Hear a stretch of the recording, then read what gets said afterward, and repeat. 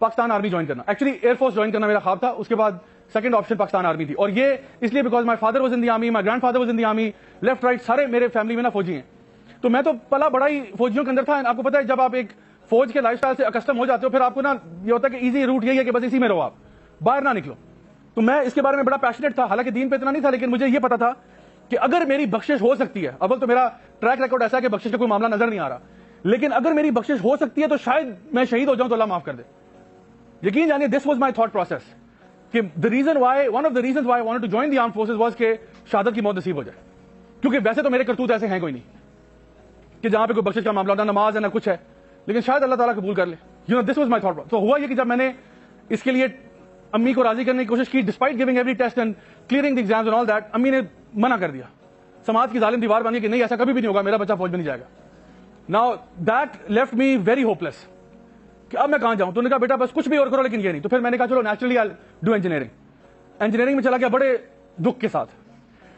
اور انجینئرنگ میں بھی میرا جو خواب تھا وہ یہ تھا کہ یا تو میں نے جی آئی کے جانا ہے, غلام رسا خان انسٹیٹیوٹ, یا پھر NUST. There was no third option. دعائیں بھی بہت مانگی, زندگی میں کبھی اتنی دعائیں نہیں مانگی جتنی جی آئی کے ٹیسٹ سے پہلے مانگی ہیں, لیکن میرا داخلہ نہیں ہوا. And I was very upset, extremely upset, to the point کہ میں اللہ تعالیٰ سے ناراض ہو گیا. میں نے کہا میں نے مطلب محنت بھی کیا, تو محنت نہ کی ہوتی نا, محنت بھی بہت کی ہے, دعائیں بھی مانگی, کبھی زندگی میں دعائیں نہیں مانگی, نہ نماز پڑھی, اب میں نے پڑھی ہے, ٹھیک ہے, گڑ گڑا کے دعائیں مانگی ہیں لیکن نہیں قبول ہوئی. اس کے بعد میں نے امی ابو نے بڑا سمجھایا, نہیں چلو کوئی بات نہیں بیٹا نسٹ کے لیے ٹرائی کرو, you still have second option.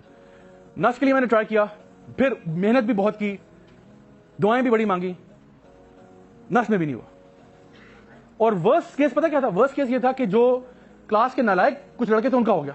تو مجھے بڑا ہوا کہ یار what kind of injustice is this, you know. اور جی اے کے میں بھی نہیں ہوا, نسٹ میں بھی نہیں ہوا. اس کے بعد تو میں بہت ہی ڈپریشن میں چلا گیا. تو پھر میرے پیرنٹس نے کہا کہ بیٹا چلو فاسٹ کے لیے ٹرائی کر لو, بس آخری بیٹا, بس ہماری بات مانو بیٹا, اس کے بعد چاہے نہ کرنا, بس فاسٹ کے لیے کر لو ٹرائی. پھر میں نے محنت کی, پھر میں نے ایگزام کی اسٹڈی, فاسٹ کے لیے ٹرائی کیا, ہو گیا الحمدللہ. اتنی بھی سیڈ اسٹوری نہیں ہے, اتنی بھی سیڈ نہیں, ٹھیک ہے, بلکہ فاسٹ کا انٹری ٹیسٹ میں نے ٹاپ کیا تھا, ٹھیک ہے. تو جب میں وہاں گیا اکاؤنٹس آفس جو بھی ہوتا ہے, انہوں نے کہا کہ سر کنگریچولیشن, آپ کے تو ہائیسٹ نمبر آئے. میں کہ چلو الحمدللہ, اب بھی نہ آتے تو کب آتے. تو اس وقت سے پریکٹس ہی لگا ہوں, شکر ہے آپ آگے, ٹھیک ہے نا. تو اینی وے, تو وہاں پہ ہوا, لیکن ہو ہی رہا تھا کہ جب میں داخلہ میرا ہوا ہے, میں وہاں پہ پڑھ بھی رہا ہوں, لیکن نا ایک دو سیمسٹر لگانے کے بعد مجھے آئیڈیا ہوا کہ میرے جتنے بھی دوست تھے جو جی آئی کے میں نس میں تھے, وہ نا وہاں سے پکچرز بھیج رہے ہیں کہ یار جی آئی کے کیفیٹیریا کی کیا ہی بات ہے یار, نس کی چائے جو ہے نا اس کا کوئی جواب نہیں ہے, کہیں پورے پنڈی اسلام آباد میں چائے نہیں ملتی. تو میں اندر سے سڑتا رہتا تھا سارا دن.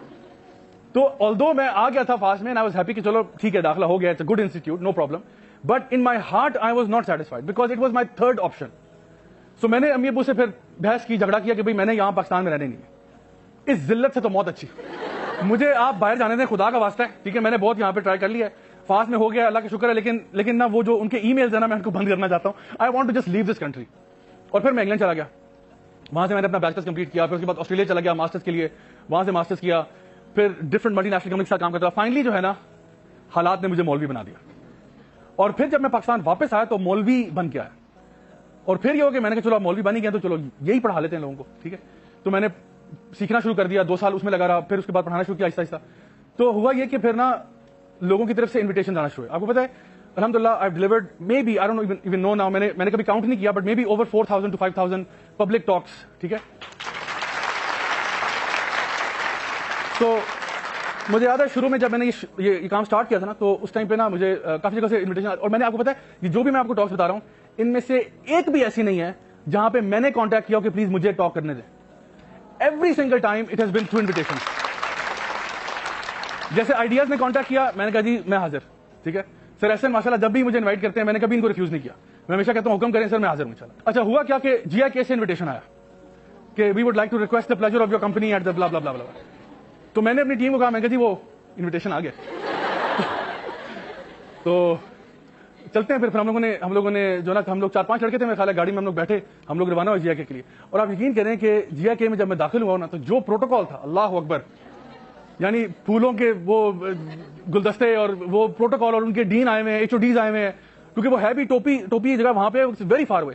سو وہاں پہ جا کے جب میں گیا ہوں تو جس پروٹوکال سے انہوں نے ویلکم کیا, سارے ان کے جو ہے نا ہیڈ آف ڈپارٹمنٹ بیٹھے ہوئے ہیں, اتنا عالیشان پروٹوکال. اور اس کے بعد جب میں ہال میں گیا تو ماشاءاللہ اسٹوڈنٹس بھرے ہوئے ماشاءاللہ. اور اس کے بعد جب میں نے ٹاک شروع کی تو آپ کو پتا ہے میں نے پہلی بات کیا کی, میں نے کہا میں آپ کا انٹری ایگزام فیل ہوا تھا.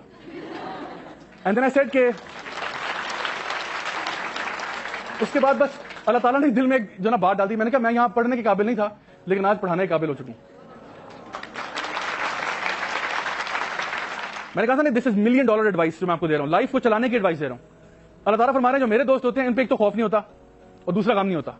خوف ہمیشہ فیوچر کا ہوتا ہے اور اللہ ہمیں ہماری ماؤں سے زیادہ چاہتا ہے, تو اللہ آپ کے ساتھ برا کیوں کرے گا.